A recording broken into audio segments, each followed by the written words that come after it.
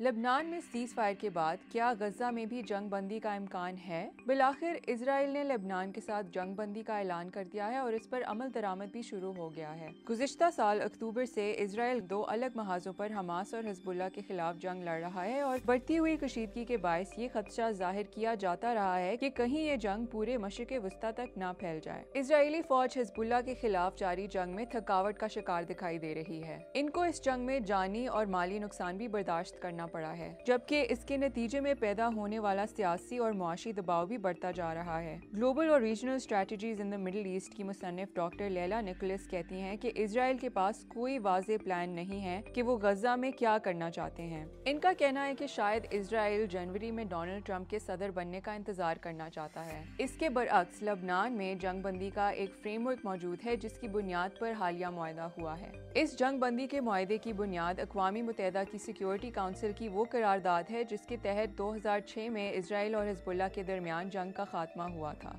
Lebanon में जंग बंदी के मुआहदे और गजा में एक वाज़ेह फ़र्क ये है कि हिजबुल्लाह ने मुज़ाकरात के लिए लेबनानी हुकूमत को मुकम्मल इख्तियार दे दिया था, जबकि गजा में हमास मुज़ाकरात की क़ियादत खुद कर रही है और रमल्ला में फ़लस्तीनी अथॉरिटी को नुमाइंदगी देने से इनकारी है।